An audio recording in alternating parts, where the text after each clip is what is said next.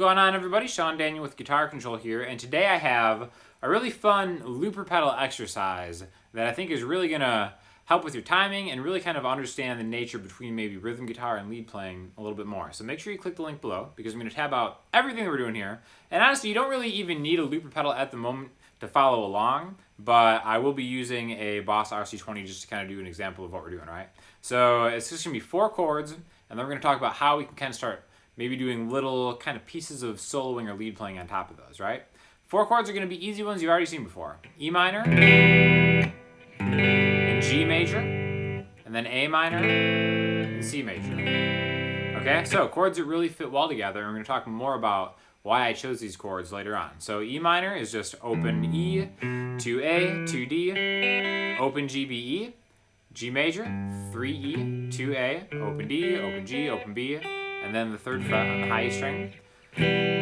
Move that E minor down a string, put your pointer finger on the 1st fret of the B string, you got an A minor, and then tried and true C major, 3A, 2D, open G, 1B, open E. So I'm going to loop this where I'm just going to go 2, 3, 4, 1, 2, 3, 4. 2 bars of E minor, 2 bars of G, 2 bars of A minor, and 2 bars of C.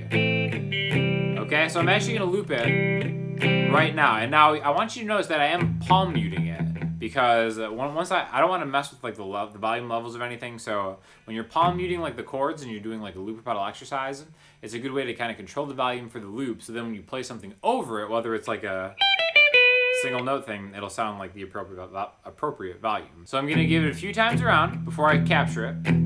Just kind of palm muting that E minor, E minor, to G,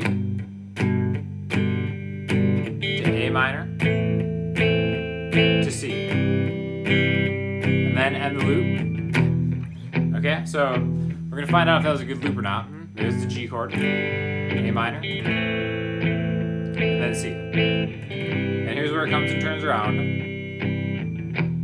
Okay, cool. So that's pretty good. That's a decent loop. So I'm going to stop that because I want to talk about what we're going to do here, okay? So I paired these 2 chords together specifically because I want to talk about their pentatonic, minor scale pentatonic positions, and also an arpeggio that goes with each major chord. So E minor and G major are very compatible chords because E minor is actually the relative minor of G major. So anything in the key of G major and the key of E minor is going to be the same notes. And what we're going to do is we're going to specifically, for these 2 chords pairings, I'm going to jump up to the E minor pentatonic scale.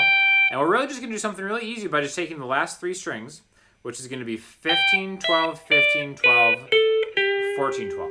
Okay? And then maybe play the 12th fret on the G string twice. And then we're going to take this major arpeggio. So the 8th fret on the B string is a G. 8, 10, 12 to 10E.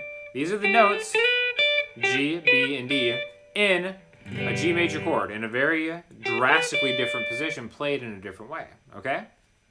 So now when the looper pedal is playing the E minor to the G, over that E minor I can match the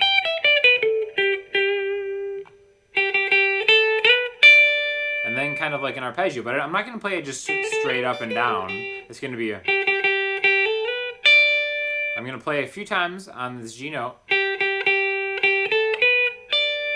2, 3, 4, 5, 6. There, right? So now if I just play that first part. You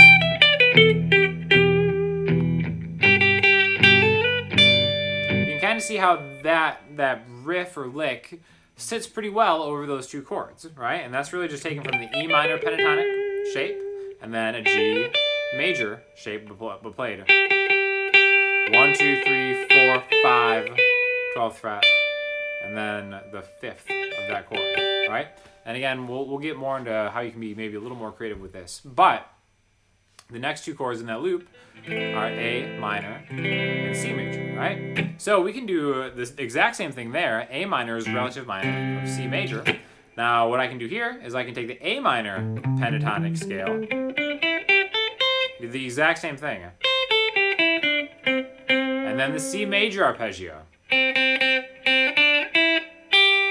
Okay, so now let's do each of those. 1, 2, 3, 4.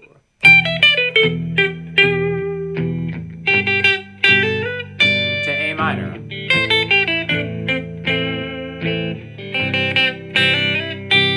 Back.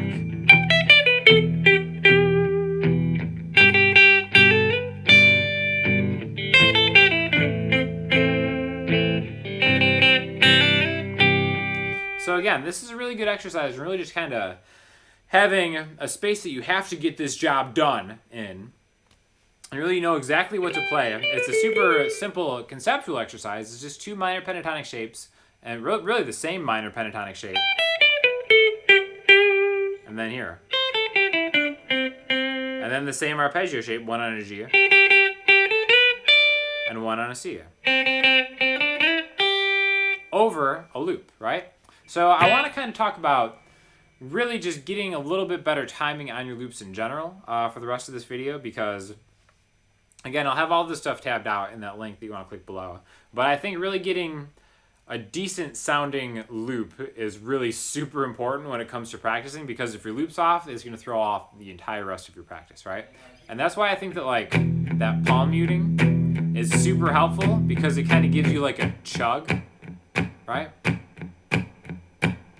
And that's a little bit easier to kind of follow along with. It's easier to kind of punch in. And especially like if you start kind of tapping your foot, because eventually that foot strike is going to be what engages the looper pedal, right? Like for example, I'm going to erase this loop, and then if I just have like a, I'm just going to try to loop a E minor to a G, how myself years ago would have done it, would have been like, okay, 1, 2, 3, 4.